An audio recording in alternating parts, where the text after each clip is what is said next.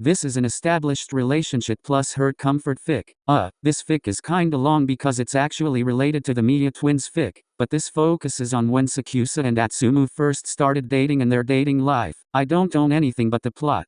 When Atsumu and Sakusa first started dating, Atsumu always put on some sort of facade. He was always putting his best foot forward, always hiding the little, sharp-edged flaws he thought would make him harder to love. He laughs a little louder, smiles a little wider, and keeps the jagged pieces of himself hidden beneath practiced charm, the insecurities, the messiness, the need. Atsumu tucks them all away, convinced they'd make him unlovable if seen too clearly. Sakusa would never be able to see those parts, and Atsumu made sure of it. The match with the Schweden Adlers has just wrapped up, and from the corner of his eye, Atsumu spots Sakusa in conversation with Ushijima. From where he stood, Atsumu could clearly see Ushijima's hand resting casually on Sakusa's shoulder. "You're shooting laser beams out of your eyes, Atsumu-san," Hinata says, peeking up at Atsumu. "I'm just looking." "Yeah, but like, really intensely." Atsumu hopes Hinata can keep his thoughts to himself instead of voicing them out loud for once. Atsumu knows that Sakusa and Ushijima are just really good friends that have known each other for a long time.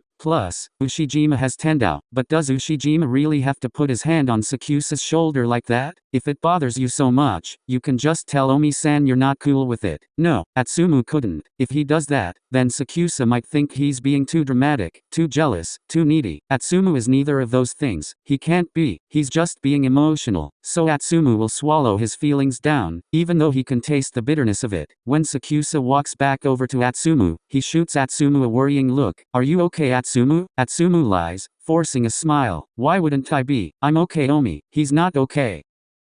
A week after that incident came the release of the new National Volleyball League rankings. It was a routine mid-season event, highlighting the top players across categories like setting, serving, spiking, and blocking. Their captain, Miya Shugo, clapped Atsumu on the back with a proud grin. "You did a great job again this season, Atsumu. First place in setting and second in serving is remarkable. Keep up the good work, kiddo." Atsumu barely registers the praise. His mind only snags on one word: second. "I'm second on the serving rankings? Who's first?" "It's Kageyama, but hey, I'm sure you'll." Miyan was probably giving him words of encouragement, but Atsumu has stopped listening. Atsumu knew Kageyama was a volleyball prodigy, the kind with the talent that was once in a million. If Kageyama was first in the serving now, it was only a matter of time before he became first in setting too. Atsumu's jaw tightened, his fingers curling into fists at his sides. He couldn't afford to fall behind or else he'll lose everything, because if he's not good at volleyball, then what else does he have? Without volleyball, Atsumu is nothing. Practice ended, and players began making their way to the showers and locker rooms, laughter and chatter echoing faintly in the background. Atsumu, however, remained rooted on the court, holding a volleyball at hand. Sakusa notices this and approaches him. "Atsumu, let's go home. I'm staying here a little longer to practice a little more, then I'll stay and join you." "No." Atsumu's sudden rise in volume came out too fast, startling them both. They share a long look before Atsumu looks away, guilt creeping in his voice. "Sorry for shouting, he just really wanna practice more alone, ya know? Ya should head home first without me, Omi." Sakusa doesn't move, studying Atsumu with a kind of gaze that felt like it could peel him open. "You know, if there's something going on, you can talk to me." He can't. Atsumu can never tell Sakusa about his inferiority complex, about the fear that being second best is one step away from being nothing at all, about how he never feels like he's never enough, about how his over-the-top confidence is actually a coping mechanism to convince himself that he's worth the space he takes up. He especially can't admit the fear of being mediocre, of being forgettable, of being the ugly version of himself.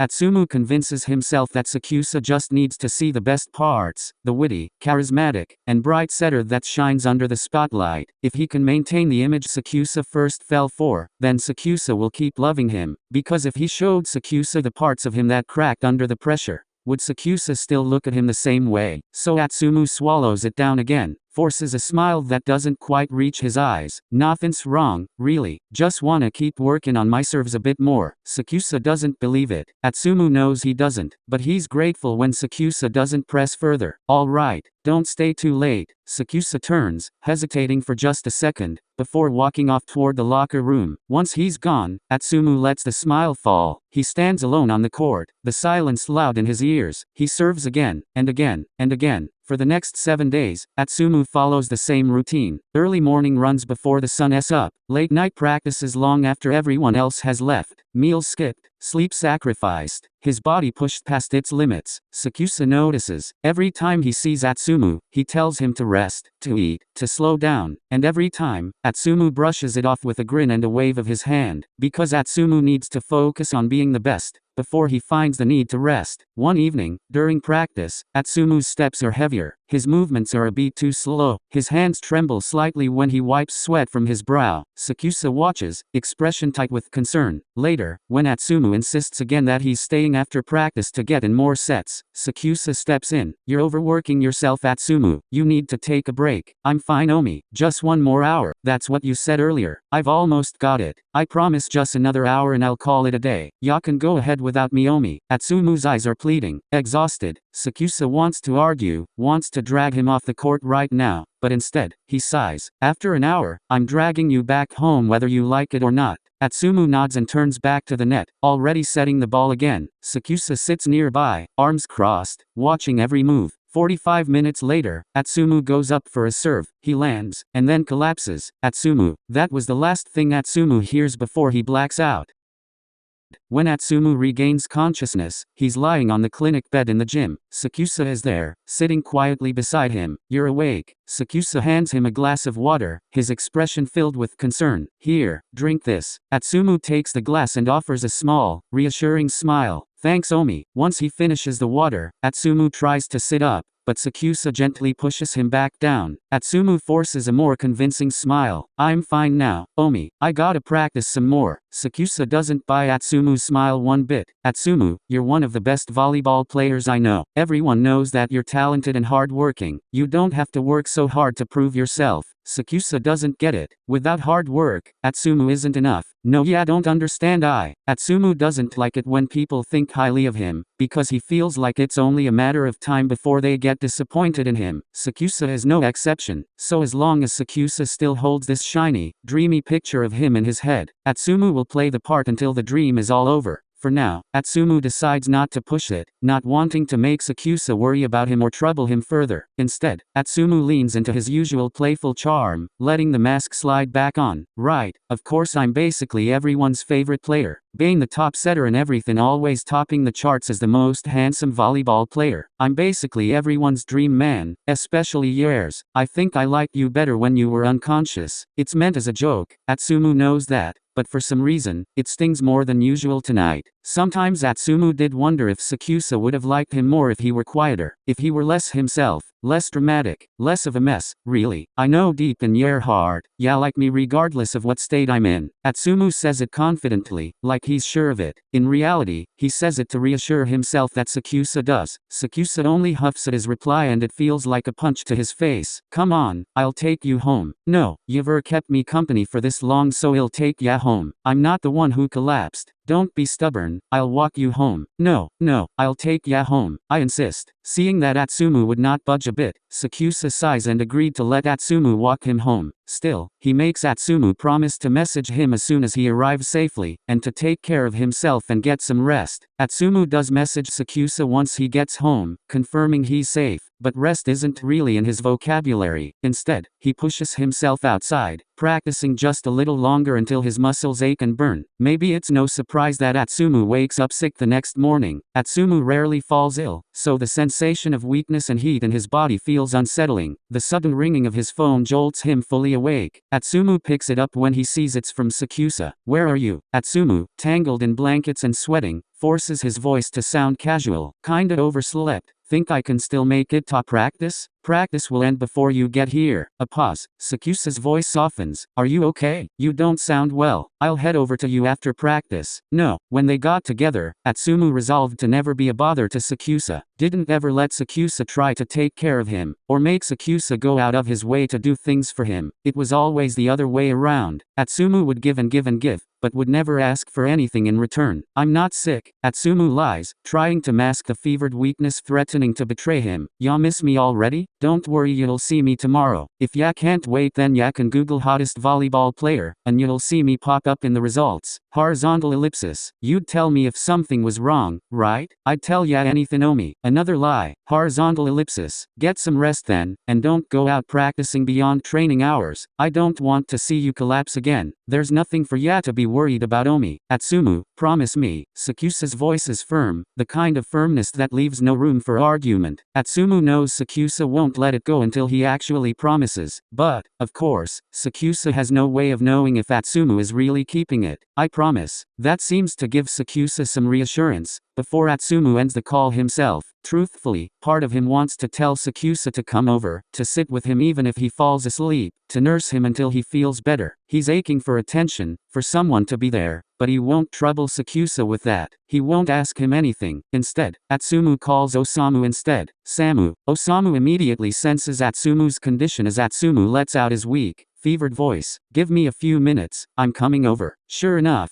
30 minutes later, Osamu is at Atsumu's apartment, carrying a plastic bag filled with medicine and porridge. Osamu helps Atsumu take the medicine, coaxing him to eat the porridge first. Once Atsumu settles a little, Osamu clears his throat. Sakusa. Atsumu, anticipating exactly what Osamu is about to say, cuts him off. Don't tell Omi. I don't want him to know. Osamu frowns, reading Atsumu like an open book. Why are ya holding back? Because Atsumu doesn't want to trouble Sakusa. Atsumu holds back, keeping his feelings locked inside. His love, the desire to cuddle every day, to share even the smallest, most ordinary moments of his life, and to hear all of Sakusa's. Atsumu wants Sakusa to open up completely, to tell him everything, because Atsumu knows he would never grow tired of learning more about him. Atsumu wants to cry over his bad days, to laugh together over the good ones. Atsumu wants and wants all of Sakusa until there is nothing left of him. But Atsumu is scared, because Sakusa might be overwhelmed with that affection, just like Kita did. I found someone who's settling for me, Samu. I don't want to be too much, don't want to trouble him. The word settling makes Osamu frown. He can't forget how high school ended with Kita, how Atsumu giving too much of himself led to heartbreak. Atsumu, if he loves ya, he won't think you're troubling him. But what if Sakusa doesn't? What if Sakusa only loves him a little? Not a lot. Not as much as Atsumu loves him. Atsumu's scared to be known, to be seen, to be loved, but not enough to stay, to be loved, but only to be thrown away. People like the idea of Atsumu, but once they really get to know him, everyone who starts to know him ends up leaving. That's why Atsumu holds back. Maybe, in a rare moment of weakness, tears have already slid down his cheeks. I really love him, Samu, that's why I won't risk it. I don't want him doing anything for me, and I won't ask for anything either. You're not actually okay with that. Osamu's right, Atsumu's not. Atsumu doesn't do anything in halves. He loves fully, freely, unconditionally, and he wants to be loved just as much in return. So holding back on how he feels is eating him up alive. They say flowers die if you give them too much water, so, will your love die if I give you too much of mine? That's why if he lets Sakusa learn more about him, the more he fears it. Because if Atsumu is too clingy, too needy, he'll be too much, won't he? And Sakusa will grow tired of his love, just like everyone else.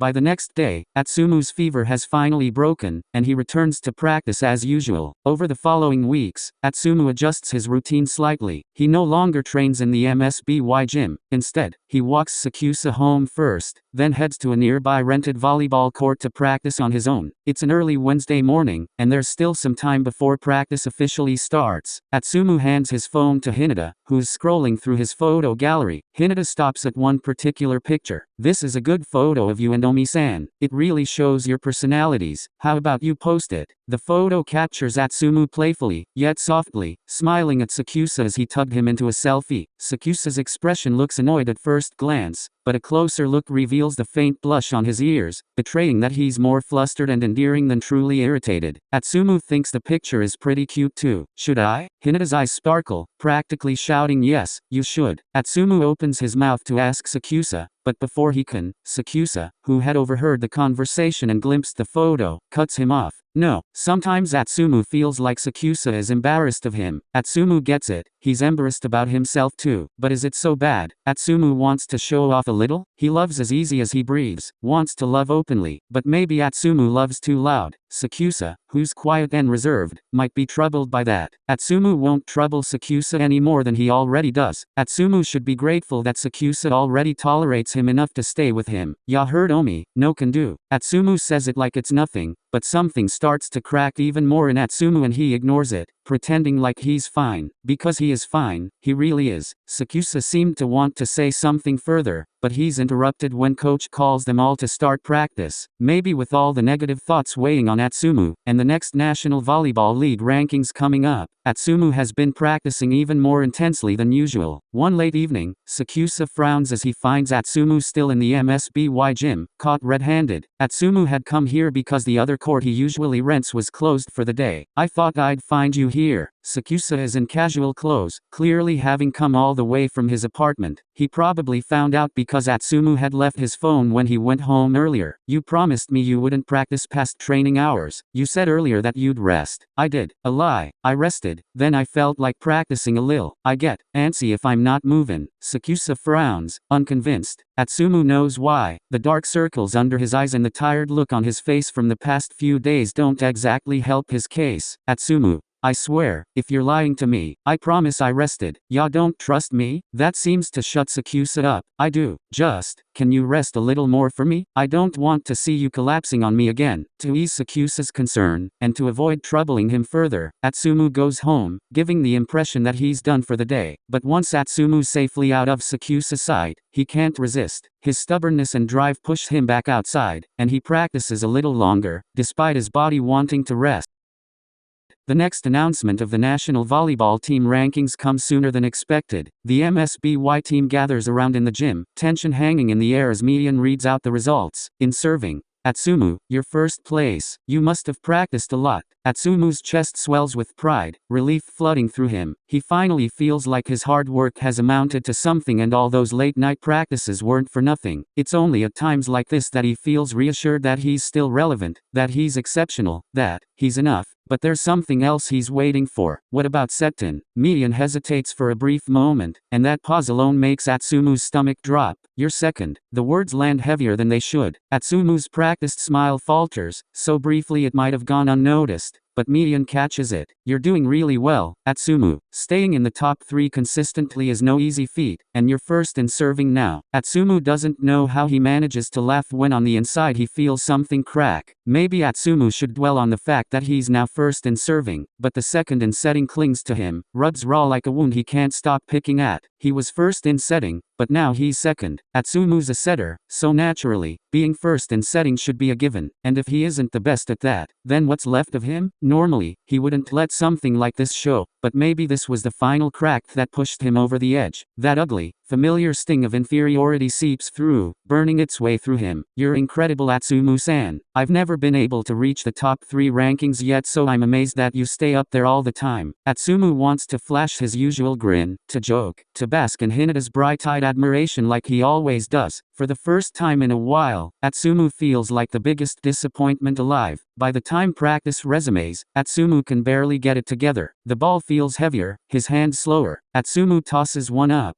but it falls short right as Hinata leaps. Hinata adjusts mid-air, switching to his left hand just to keep it in play. Shit, sorry, Shoyo-kun. My hand slipped. No worries, Atsumu-san. We'll get the next one. But it happens again, this time with Sakusa. Sakusa's already in the air when the ball drops, a full meter off. It hits the ground at nearly the same moment he lands, and the sound echoes throughout the gym. Sakusa turns to Atsumu, with a look Atsumu can't read. Atsumu, what's wrong? Maybe Sakusa was concerned, but all Atsumu hears is accusation. Atsumu translates it to, what's wrong with you? Everything is. And maybe Sakusa was starting to see everything that was wrong with Atsumu too. Nothing. Atsumu will pretend like nothing's wrong because in front of Sakusa, because he has to be the version of himself Sakusa likes. Otherwise, everything Sakusa loves about him will start to fall apart. Must have been karma for stealing Samu's onigiri yesterday. Atsumu jokes, and the tension diffuses for now. Atsumu doesn't mess up again after that. Every toss, every serve hits its mark. He forces himself back into rhythm, back into the illusion of control. But that control comes at a cost. All those extra hours he's been sneaking in beyond practice hours starts to catch up. His hands ache, his shoulders throb, his legs feel heavier than they should. So when his body finally starts to protest, Atsumu ignores it, until he can't. Atsumu jumps to set, muscles straining in motion that should be second nature, but the moment he lands, something pulls tight and hot down his calf. His ankle twists, pain shooting up his leg as he collapses to the floor. Atsumu, Sakusa is the first one to reach him, eyes wide with worry as they take in the swelling forming around Atsumu's ankle. Your ankle, Captain. I'm taking Atsumu to the clinic. Without waiting for a response, Sakusa moves with precise efficiency, lifting Atsumu carefully but swiftly toward the MSBY clinic. Atsumu tries to protest, not wanting to trouble Sakusa. Omi, put me down. I can go there on my own. With that ankle? Sakusa's grip on Atsumu tightens, his tone carrying a sharp edge, and Atsumu can feel the anger radiating from him. So Atsumu stays silent, letting himself be carried. By the time they reach the doctor, and the doctor finishes examining Atsumu and treating his leg, Sakusa is the first to speak. How is it? It should heal in 2 to 3 weeks. By the look of it. Miya-senshu, have you been overexerting yourself? Practicing beyond training hours? With Sakusa standing right beside him, Atsumu can't bring himself to admit the truth. Note, the doctor frowns, unconvinced. Atsumu's muscles are tense, his body clearly showing signs of exhaustion. If you don't tell me the truth, Miya-senshu, I won't be able to properly help you. Keep pushing yourself like this, and it could seriously affect your career. You might not be able to play again. Sakusa steps forward, answering for Atsumu. I checked. He hasn't been staying late in the gym anymore for the past few months. Have you considered that he might have practiced elsewhere? Sakusa's gaze snaps to Atsumu, silently asking if it's true. Atsumu can't bring himself to meet Sakusa's eyes, his silence speaking for himself. The tension in the clinic thickens, until the doctor clears his throat, breaking the quiet. I'll ask again, Miya-senshu, have you been practice beyond training hours? Atsumu hesitates, his throat tightening. If he admits it, he knows he'll just disappoint Sakusa. But if he lies, if he keeps lying, he might lose one of the few things that matters to him. The thought of not being able to play volleyball at all is unbearable. I have.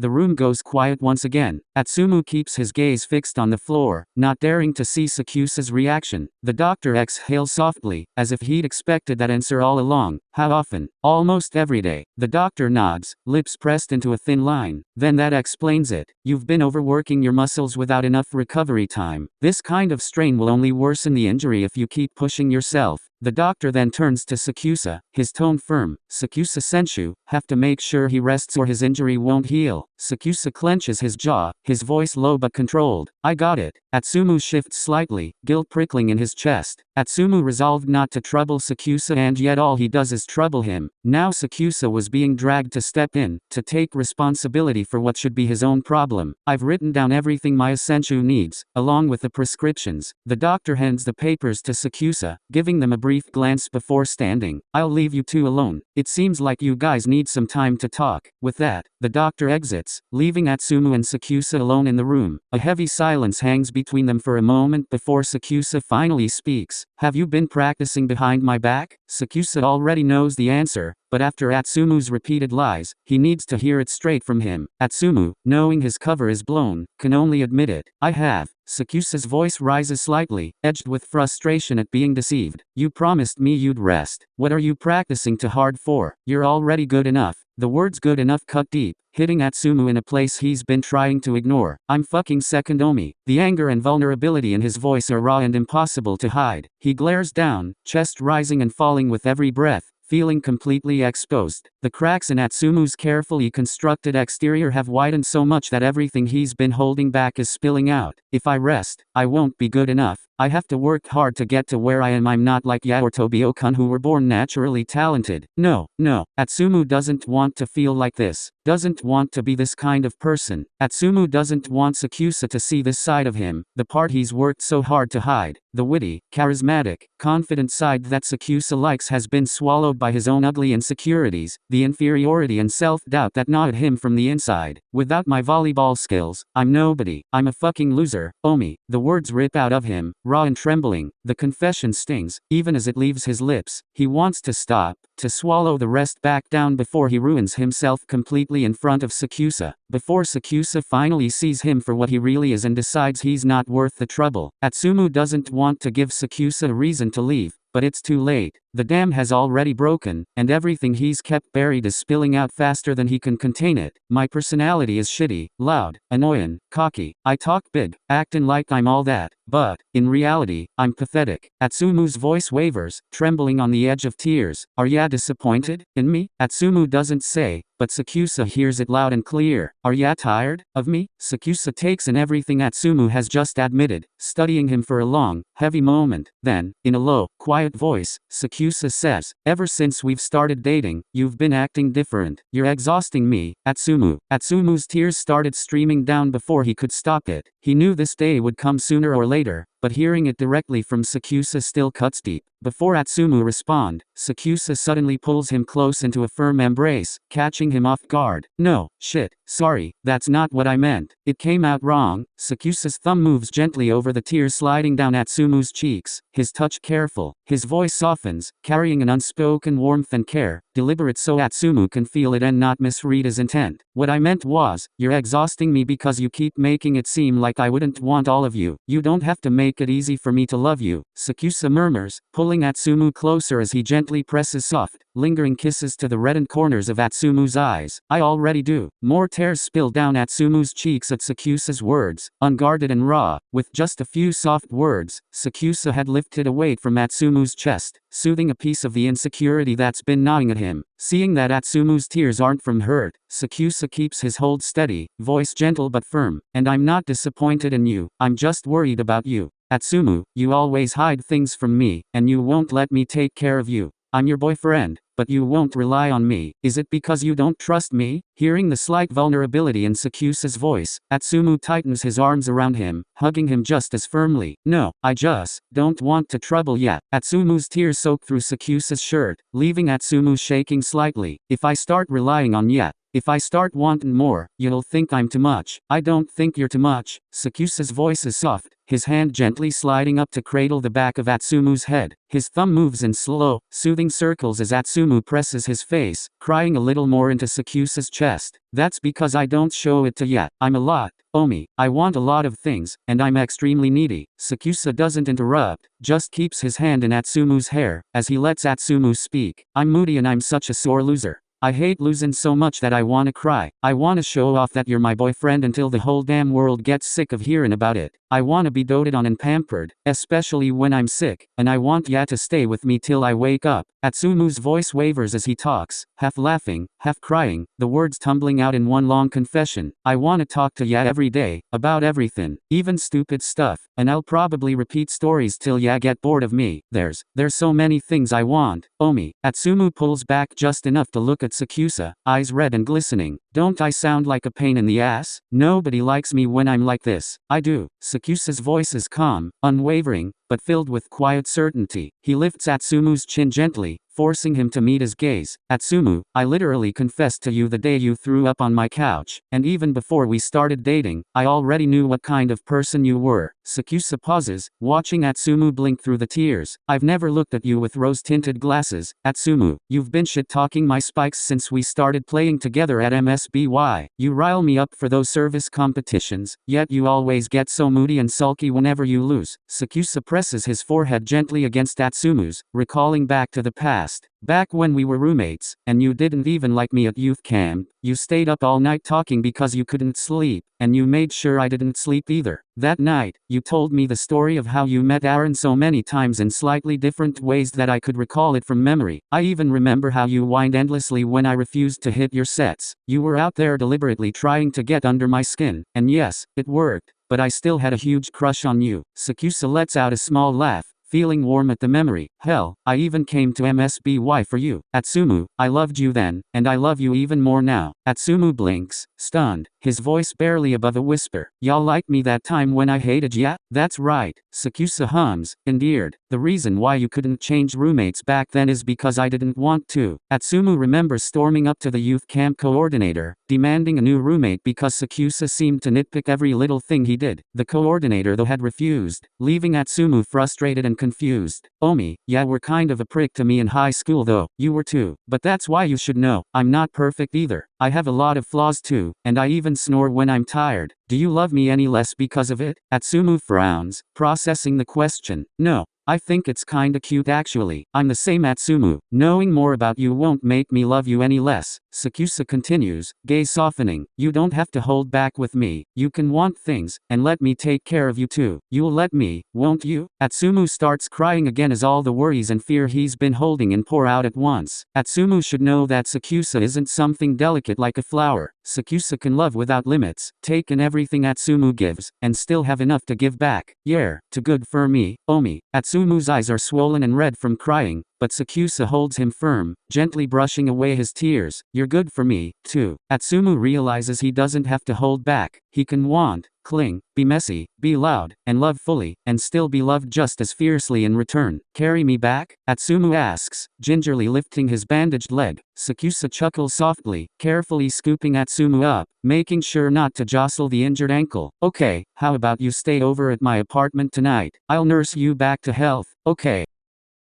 Later that night, Atsumu is curled up comfortably in Sakusa's arms, his back resting against Sakusa's chest as they cuddle in the quiet warmth of Sakusa's bed. Atsumu scrolls through his phone, fingers pausing as he comes across the photo Hinata had told him to post back then, the one Sakusa hadn't wanted shared. Sakusa notices him lingering on it and clears his throat gently. That photo, I won't post it. Don't worry Omi, I know ya prefer your privacy, Atsumu says quickly. Ever since they got together, Atsumu never tried to show off his relationship even though he wanted to. He initially thought Sakusa was embarrassed of him, but after talking with Sakusa earlier, he guesses that Sakusa is probably just didn't want strangers to know about something personal. Sakusa reaches out and pinches Atsumu's cheek lightly. Atsumu instinctively rubs the spot, pouting. Hey, what was that for? Atsumu, I don't mind if the public knows about us. That surprises Atsumu. Ya don't think it's troublesome? Why would I? At that time with Hinata, I just didn't like the photo. I look annoyed at you there. Sakusa continues, playfully running his fingers through Atsumu's hair. I've been meaning to say this, but I don't like people misunderstanding that I love you less, because I definitely love you more. Atsumu, never one to back down in a competition, quickly retorts. Not true, I love you more. Not everything is a competition Atsumu, but I love you the most. Atsumu feels warmth spreading through him. It's a trivial thing, really, but hearing Sakusa express his love so openly makes Atsumu feel truly seen, cherished, and wanted. I think you post this one instead. Sakusa swipes to a candid photo. It's a quiet, unposed shot of Sakusa gazing at Atsumu with nothing but tenderness in his eyes, which was probably snapped by Osamu during one of their dinner trips to Onigiri Miya. Sakusa looks so deeply in love, and Atsumu suddenly realizes that, in all the moments he'd been wrapped up in his own insecurities, he'd almost failed to notice how fully Sakusa feels for him. Atsumu had always thought Sakusa wouldn't want people to see him vulnerable, to see him loving this openly. They say that the person who falls first is the loser, but when two people are in love, there are no losers, are there? Atsumu opens his Instagram, a small smile tugging at his lips. I think I'll post both. Setter Miya posted a photo,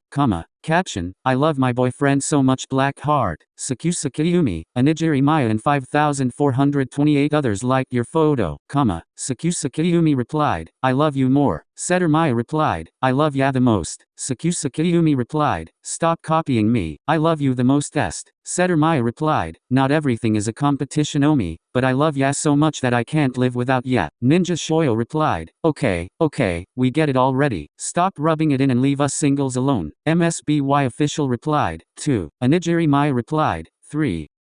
Me and Shugo replied, 12. One thing you should know about Atsumu is that he loves loudly, endlessly, and overflowingly, and maybe that's okay, because Sakusa is the ocean, vast and steady, deep enough to hold everything Atsumu gives without ever spilling over.